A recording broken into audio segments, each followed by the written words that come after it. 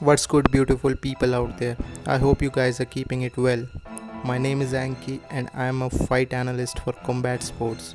So guys, this is my first YouTube video and मैंने ये channel इसलिए start किया है क्योंकि कॉम्बैट स्पोर्ट्स इंडिया में काफ़ी तेज़ी से अपनी ग्रिप बनाने लगा है। और जिन लोगों को ये नहीं पता कि कॉम्बैट स्पोर्ट्स में कौन कौन से स्पोर्ट आते हैं, तो मैं आपको बता देता हूँ कि कॉम्बैट स्पोर्ट्स में मिक्स मार्शल आर्ट्स, जिसको हम MMA और बॉक्सिंग एंड सभी तरह की डिफरेंट मार्शल आर्ट्स फॉर्म आती हैं।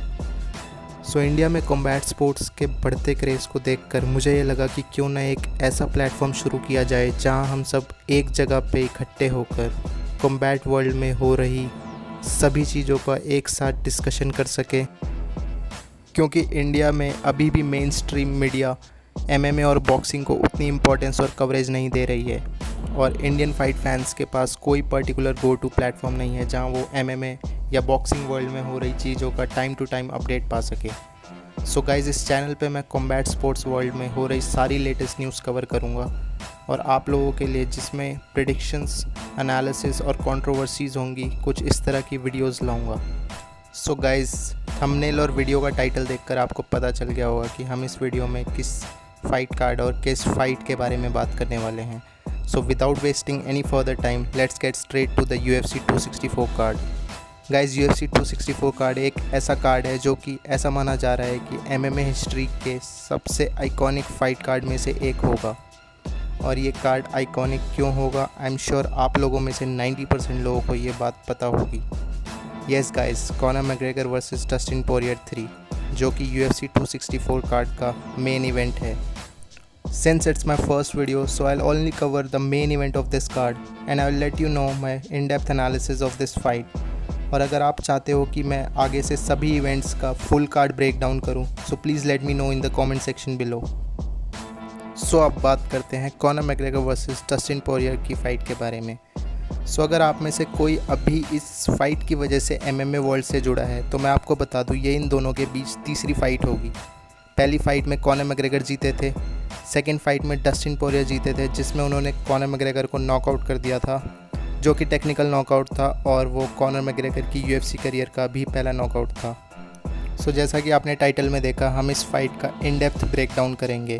तो हम इसमें ये देखेंगे कि ये फ़ाइट 7 साल बाद फिर से क्यों हुई और कॉनर मैकग्रेगर क्यों ये फ़ाइट हारे और डस्टिन ने ऐसा क्या स्पेशल किया जो वो कॉनर के अगेंस्ट इतना क्लीन नॉकआउट पुल ऑफ कर सके।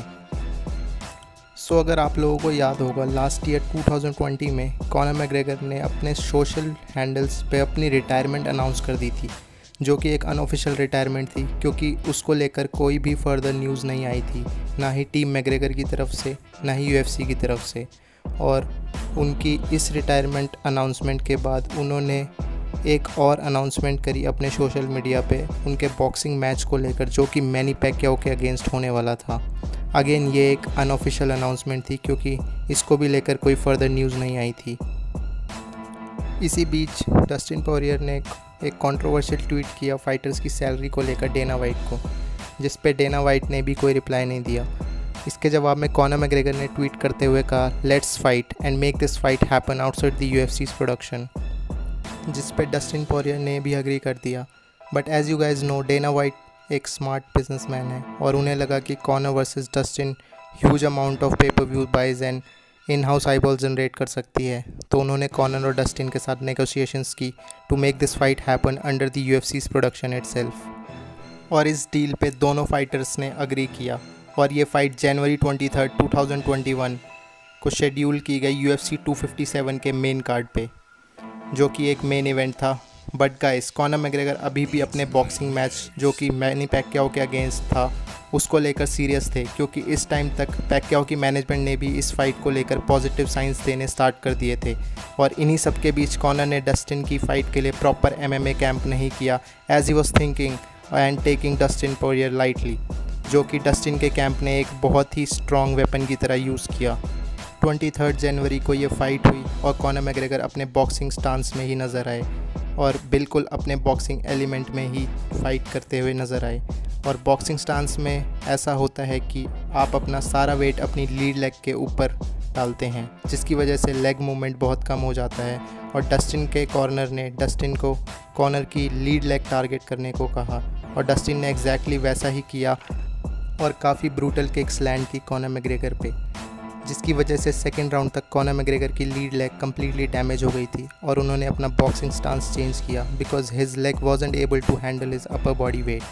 और इस स्टांस स्विच के चक्कर में उन्होंने डस्टिन को काफ़ी सारी ओपनिंग्स दे दी, जिसका फ़ायदा उठाते हुए डस्टिन ने कॉर्नर पे कुछ क्लीन शॉट्स लैंड किए और उसी बीच कॉनर मैग्रेगर ने शॉट्स को लेते हुए एक बार अपना पूरा वेट अपनी डैमेज लेग पे डाल दिया, जिसकी वजह से वह नीचे जाने लगे और उसी टाइम डस्टिन का एक क्लीन हुक कॉनर के फेस पे लैंड हुआ और कॉनर TKO हो गए, जो कि एक टेक्निकल नॉकआउट होता है। और इस तरह से इनकी सेकेंड फाइट एंड हुई, जिसके विनर थे डस्टिन पोरियर।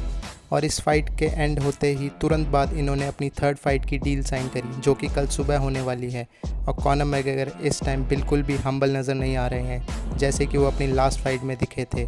और हमने देखा उन्होंने सोशल मीडिया पे भी डस्टिन को काफ़ी ट्रोल किया है और प्रेस कॉन्फ्रेंस में भी वो अपने नटोरियस एलिमेंट में नज़र आए। और आज सुबह की सेरेमोनियल वेइंग्स में भी कुछ ऐसे ही देखने को मिला। और डस्टिन पोरियर लास्ट टाइम की तरह इस बार भी काफ़ी कंपोज नज़र आए। और गाइज़, अब ये देखना काफ़ी इंटरेस्टिंग होगा कि कॉनर मैग्रेगर अपने कंप्लीट MMA कैंप और जिन एडजस्टमेंट्स की वो बात कर रहे हैं, उन एडजस्टमेंट्स को करने के बाद इस फाइट में कैसा परफॉर्म करते हैं और डस्टिन पोरियर हमें किस वर्जन में नज़र आते हैं, ये भी देखना इंटरेस्टिंग होगा। So guys, what do you think about this trilogy? And please let me know who you got for this fight in the comment section. So that was it for this video, and if you liked it for whatsoever reason, please consider subscribing and like and share. Your Combat Chief is signing off, guys. God bless you all.